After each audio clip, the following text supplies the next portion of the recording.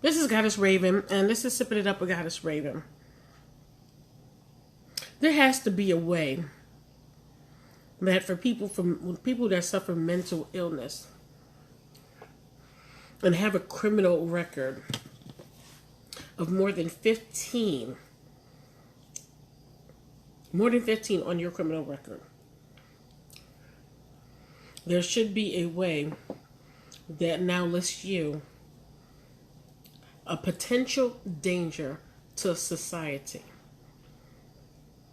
And in order to get off of that list, you are required to commit yourself, or a family member will commit you to a inpatient program where you're not allowed to leave.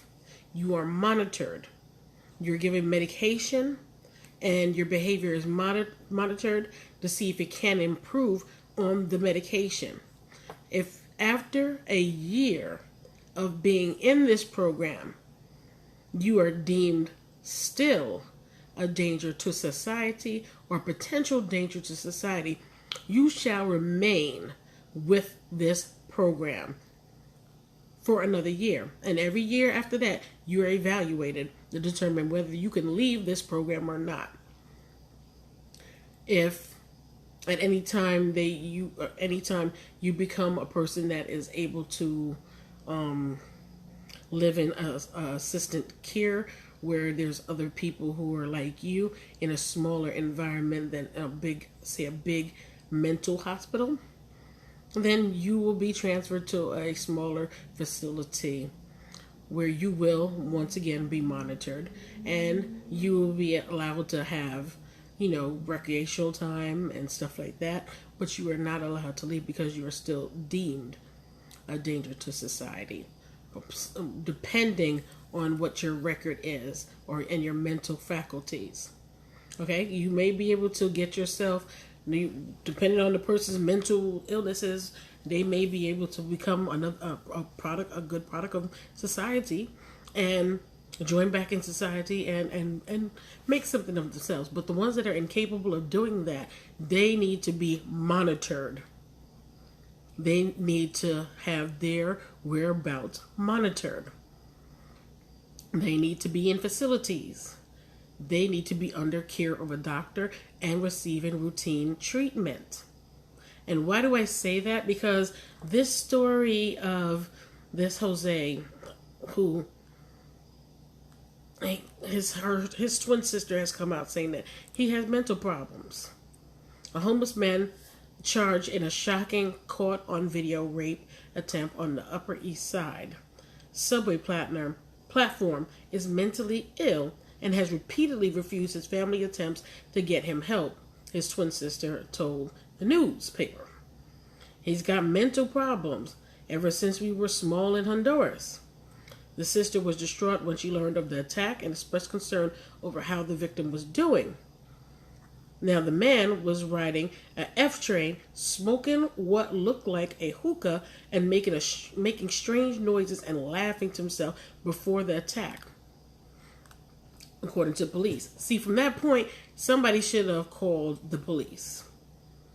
One, you're not supposed to be smoking on the train. So that tells you right there that this person is a little off in the head.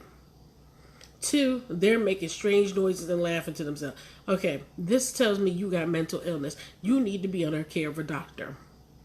I would definitely call 911 or call a number which they need to establish in New York that you could call, and somebody from mental health could come and pick this person up. Damn right.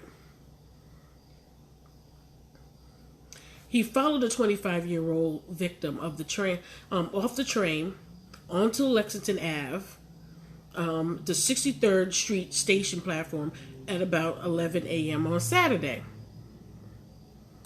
He followed the woman, he punched her, shoved her to the ground, and then proceeded to climb on top of her and do an attempt. This is on video.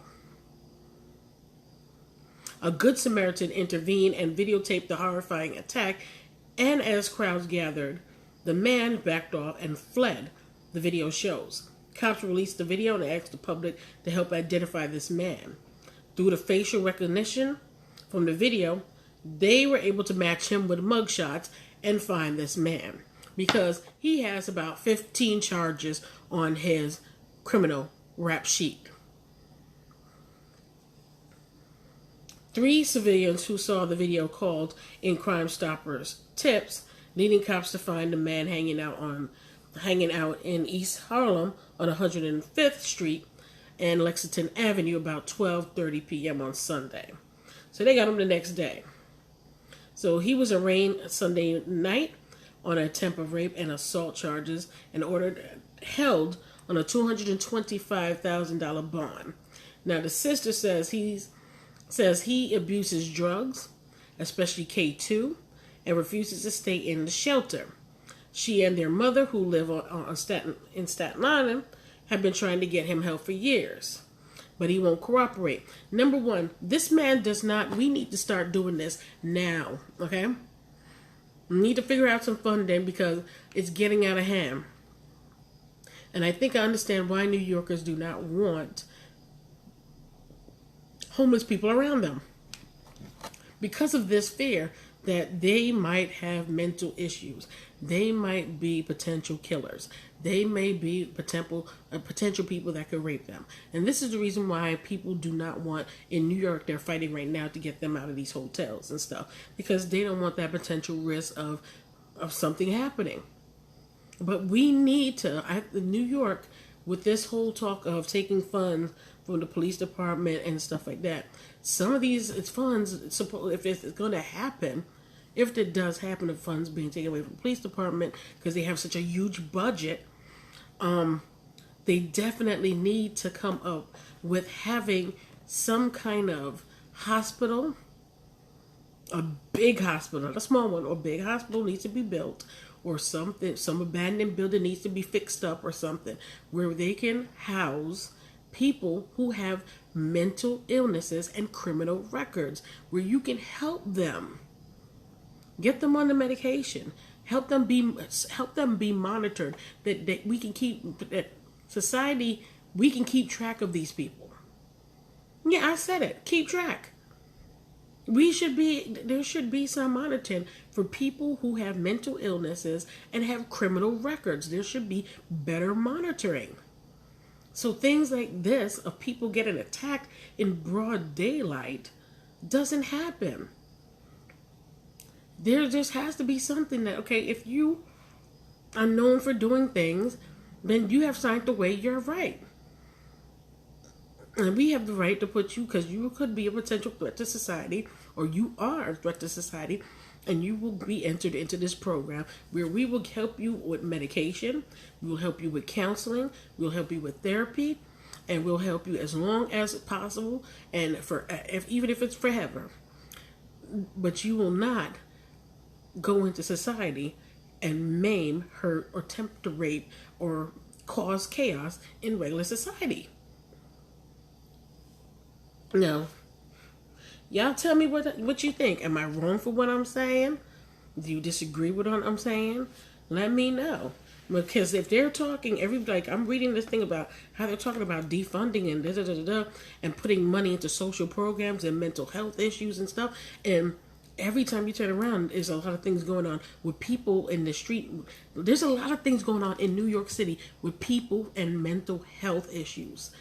From people just walking down the street or getting hit in the head with bottles from crazy people. There's people who attempted rape right here. There's so much stuff going on that getting these people off the street and getting them health, getting help that they need should be a priority. Because people who have mental health issues are dangerous. They should not be on the street roaming. They need to be in a clinic or a facility getting the help that they need. And if the mental health and social services and all these things are overburdened and facing budget cuts and problems, then this money coming in, if it is going to happen, this will hopefully it will go in and help get these people the help that they need. But something got to be done, because every day it's something of somebody with mental health beating people up, regular society people up. So money needs to be going into to the mental health crisis and getting these people off the damn street and into a mental health program, not a shelter, mental health program. It's time that we separate the ones who have mental issues from regular homeless people that can be treated, that just have drug addiction problems. Ones that can be treated, we need to treat them in drug programs. The ones that are homeless because of job situations, we need to treat them with helping them get back on their feet. The ones that are mentally ill and that cannot be helped or saved, we need to put them in programs and that don't release them. Yes, I'm saying it. Y'all get mad at me, whatever you want. I don't care. Give me your opinion and you tell me what y'all think below. Alright? But that's just my opinion. That's it. I might be wrong. I might not know what I'm talking about. But this was really horrible and really shocking to watch. All these incidents that are happening in broad daylight in New York and all over. Something got to do. Something got to change. Just give me your opinion, okay? All right, bye.